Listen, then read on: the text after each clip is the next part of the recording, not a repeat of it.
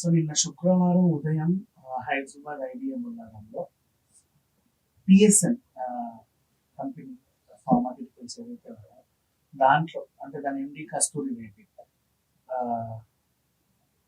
అధికారులు తనిఖీలు చేయగా దాంట్లో నిషేధిత డ్రగ్స్ బయటపడ్డాయి. మెఫిడ్రిన్ ని వీళ్ళు ఎలా తయారు చేస్తున్నారు, తయారు చేసి యూరోపియన్ కంట్రీస్ కి ఎగుమతి చేస్తున్నారు. అవి వాడకూడదని తెలుసు, ఎగుమతి అనుమతి లేదని తెలుసు, ప్రాణానికి ప్రమాదం అని తెలుసు, నిషేధిత జాబితాలో డ్రగ్స్ ఉందని కూడా వీళ్ళకి తెలుసు. అయినా సరే 10 ఏళ్లుగా యథేచ్ఛగా తయారు చేస్తున్నారు. అండ్ సమాచారం అందుకున్న అధికారులు వెళ్ళి ఆ కంపెనీని సీజ్ చేయడం జరిగింది.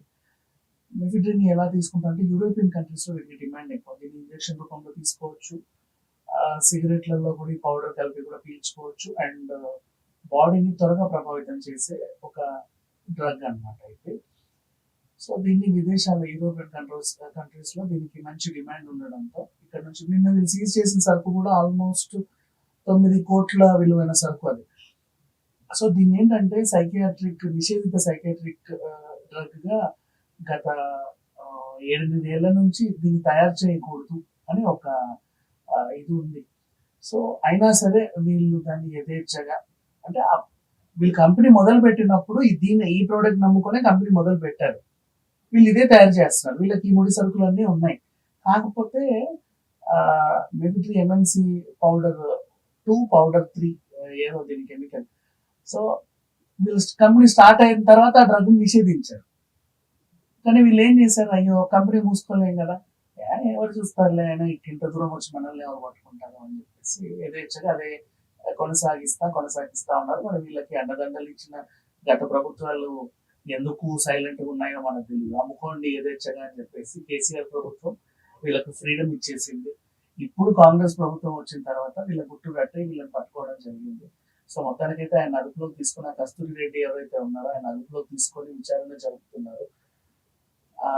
బేసిక్ గా మత్తు పదార్థాలు బోల్డ్ ఉంటాయి. అంటే ఇప్పుడు మనకి పాపీ సీడ్స్ ఉంటాయి, అది కూడా మత్తే. పాపీ సీడ్స్ అంటే గసగసాల పౌడర్ని పాలలో కలిపి తాగితే గసగసాలు మత్తే.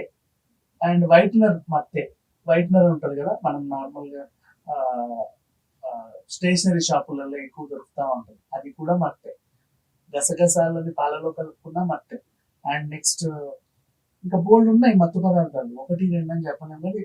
అండ్ ఇంకా మెల్టోనిన్, ఇవాళ రేపు స్లీపింగ్ పిల్స్ చాలా సింపుల్ గా బయట దొరికేస్తున్నాయి, అవి కూడా మత్తే. మత్తు చాలా రకాలుగా బయట అవైలబుల్ లో ఉంది, ఆయుర్వేదం రూపంలోనూ ఉంది. బయట రకరకాల మంది మూలికలు వీళ్ళు ఏం చేస్తున్నారంటే నాకు నిద్ర సరిగ్గా పట్టట్లేదండి, ఆ జబ్బుతో బాధపడుతున్నారని చెప్పి అక్కడికి వెళ్ళి మత్తు తీసేసుకుంటున్నారు. అన్ని రకాలుగా అవైలబిలిటీలో ఉంది. మందు తాగే వాళ్ళకి రోజు ఇంకా అంత వేసిన మత్తు ఇంకే ఉంటుంది. సో ఈ రకంగా డ్రగ్స్ కి అలవాటు పడ్డ వాళ్ళు బోల్డ్ అంత మంది ఉంటాయి. వీళ్ళు కూడా యథేచ్ఛగా తయారు చేస్తానే ఉన్నారు. మొత్తానికి అయితే గుట్టునట్టయింది. 9 కోట్ల సరుకుని అయితే సీజ్ చేశారు. మరి ఇంకా విచారణలో తెలియాల్సి ఉంది. వీళ్ళు ఇంకా లోకల్లో కూడా ఎవరికైనా సప్లై చేశారా లేదా, ఏమైనా కాలేజ్ పిల్లలు ఎవరైనా తీసుకుంటున్నారా, ఇది మెల్లిమెల్లిగా బయటపడతాయి. Thank you so much.